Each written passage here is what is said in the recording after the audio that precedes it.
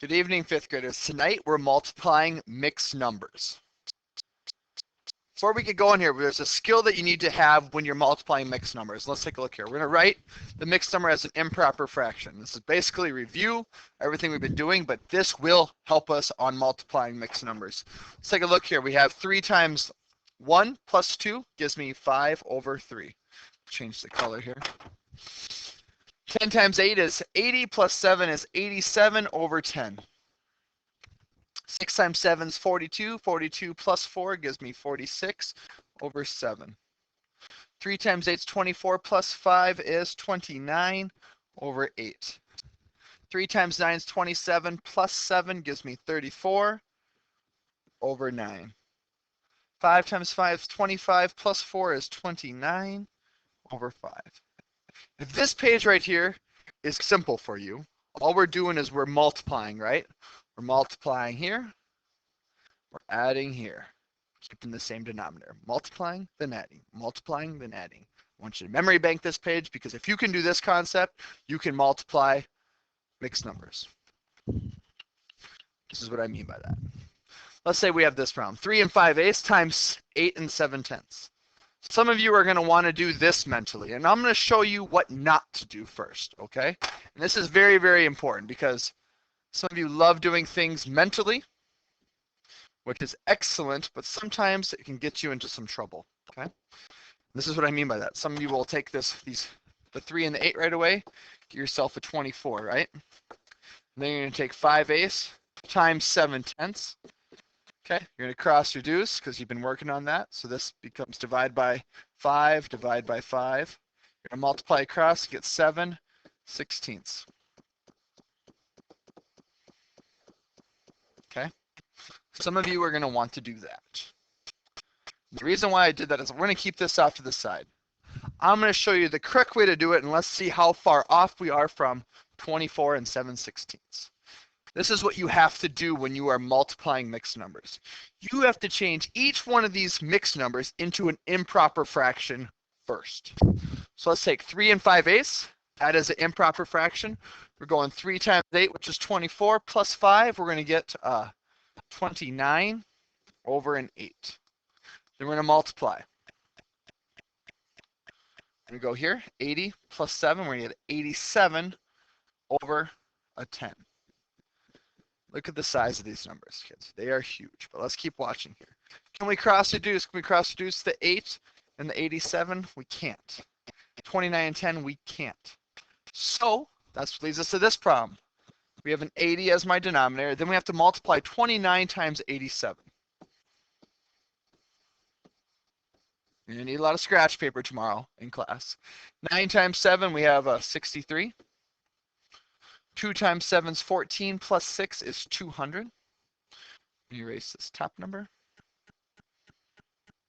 Cross off the 7, place value holder. 8 times 9, we have a 72. 8 times 2 is 16, plus 7 gives me 23.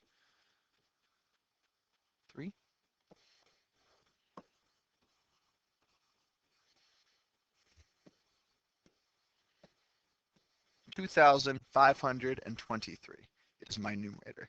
Now I have to find out how many 80s go in 2,523.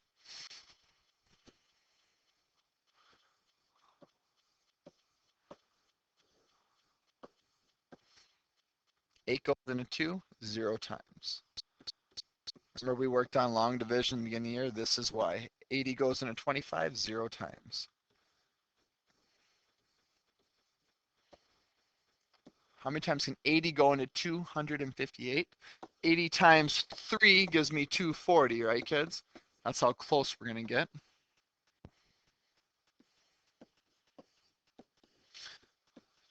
Bring down this 3. How many times can 80 go in 123? It can go in there 1 time because that would be 80. I'm going to subtract this, borrow. We have to borrow here will give me 43. So remainder 43. So with this 31 remainder 43 means this. My whole number is 31. My remainder is 43 over 80.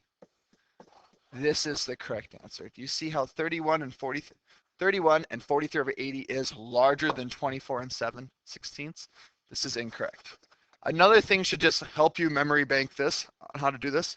Did you see how fast I got 24 and 7/16? And then you see all the math I had to do in order to get to the correct answer. It's easy math. It's just math that's going to take you a while longer to solve the problem. Here's the next one. 6 and 4/7 times 1 and 2/3. So the very first process we're going to have to do here, I'm going to make these a little smaller here for us, is we're going to have to change these into improper fractions. 7 times 6 is 42 plus 4 is 46 over 7 times 3 times 1 is 3 plus 2 is 5/3.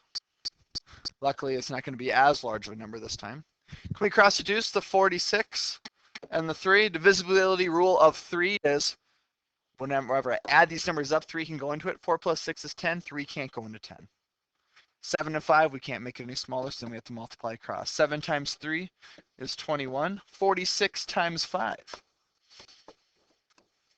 is 30. So we have 23. 230.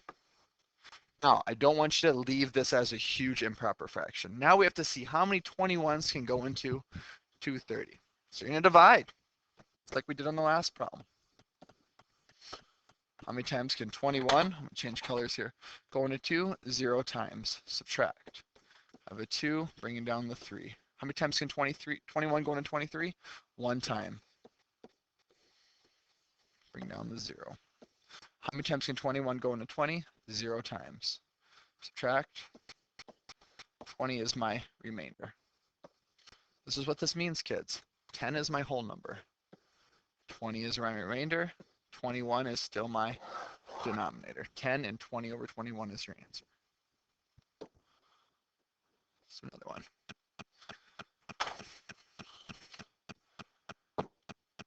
Change them as improper fractions. We have 5 times 2 is 10 plus 2 is 12 over 5 times 1/2. Luckily, we can cross reduce this time. Divide them both by 2.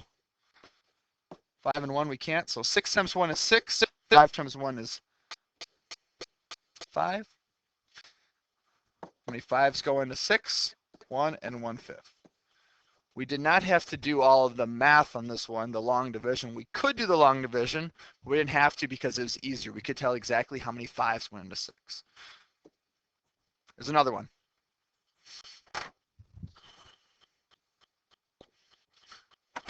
4/6 times 7 times 5 is 35 plus 1 is 36 over 7. Yes, another one when we can cross reduce.